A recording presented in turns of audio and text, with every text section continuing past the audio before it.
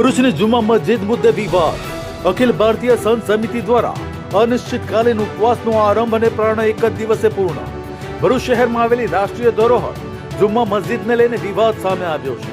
આ સ્થળ મૂળ સમળી વિહાર જૈન મંદિર અને શ્રી ચક્રધર સ્વામીનું જન્મસ્થળ હોવાનો દાવો કરવામાં આવી રહ્યો છે. આ મુદ્દે અખિલ ભારતીય સંત સમિતિ દ્વારા સ્થળે ગેરકાયદેસર પ્રવૃત્તિઓને મૂળ ઓળખ બદલવાના પ્રયાસોના આક્ષેપ સાથે અનિશ્ચિતકાલીન ઉપવાસનો પ્રારંભ કરવામાં આવ્યો હતો. આ ઉપવાસ કાર્યક્રમ શક્તિનાથ મહાદેવ મંદિરના ગ્રાઉન્ડ ખાતે યોજાયો હતો, જેમાં અનેક સંતો અને મહંતો ઉપસ્થિત રહ્યા હતા. સંતોએ રાષ્ટ્રીય ધરોહરની સુરક્ષા અને એએસઆઈના નિયમોનું કડક પાલન કરવાની માંગ કરી હતી. બાદમાં જિલ્લા પોલીસ વડા સાથે ચર્ચા બાદ 2 મહિનાઓમાં યોગ્ય કાર્યવાહી કરવાની ખાતરી મળતા ઉપવાસનું પાલન કરવામાં આવ્યું હતું.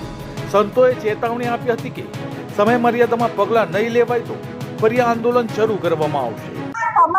जय श्री राम, नमो नारायण।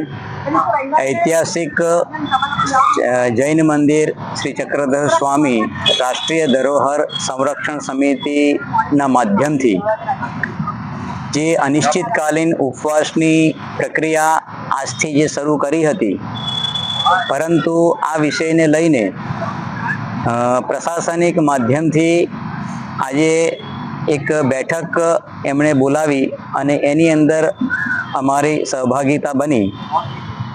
જે 10 મુદ્દાનો વિષય હતો. આ 10 મુદ્દાનો વિષય એ રાષ્ટ્રીય ધરોહર જે પુરાતત્વ વિભાગને અંતર્ગત આવે છે અને એના નિયમથી એ સંરક્ષિત અને સંચાલિત થતી હોય છે, અને એ તમામ નિયમોનો જે ભંગ ત્યાં આગળ કેટલા સમયથી થતું આવતું હતું એને ઠીક કરવા માટે, એ નિયમબદ્ધ કરવા માટે થઈ અને અનશનની વાત હતી. જે પોલીસ વડા શ્રીના અધ્યક્ષતાના નેજા હેઠળ વિવિધ અધિકારીઓ, એએસઆઈના અધિકારીઓ, નગરપાલિકાના અધિકારીઓ આ બધા સાથે અને સંતો સાથે બેસીને જે બેઠક થઈ, એક મુદ્દા સાથે ચર્ચા અને એની સોલ્યુશનની વાતો થઈ, અને અંતે પરસ્પર સહમતિથી આ પ્રક્રિયાને એટલે અનિશ્ચિતકાલીન અનશનને સ્થગિત કરવામાં આવ્યો છે, ન કે બંધ કરવામાં આવ્યો છે. નક્કી એ પ્રકારનું થયું છે કે 8 થી 10 દિવસની અંદર જે અસ્થાયી નિયમ વિરુદ્ધની ત્યાં આગળ થનારી જે કઈ બી બાબતો છે એને દૂર કરવી, અને જે સ્થાયીના રૂપમાં થયેલી જે નિયમ વિરુદ્ધની ત્યાં આગળ સ્ટ્રક્ચરની પ્રક્રિયાઓ છે એ 2 મહિનાની અંદર દૂર કરવી. અને આ 10 દિવસ અને 2 મહિનાના સમયગાળાની અંદર આ પ્રક્રિયાઓ દૂર ન થાય તો આવનારા સમયમાં આ ફરી અનશનની અનિશ્ચિતકાલીન પ્રક્રિયા એ સમિતિએ કન્ટિન્યુ કરવાની નક્કી કરી છે.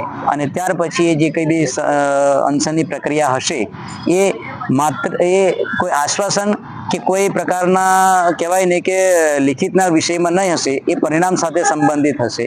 પરિણામ પૂર્ણ થયા પછી જે અનશન પૂર્ણ થશે, આ પ્રકારની એક સુખદ વાત થઈ છે. અમને વિશ્વાસ છે કે પ્રશાસન અને એસપી સાહેબના નેતૃત્વમાં આ દિશામાં એક સકારાત્મક સ્થિતિ બનશે, અને એ જ વિષયથી અમે આજે અનશનને સ્થગિત કર્યા છે. અસ્તુ ભારત માતા કી.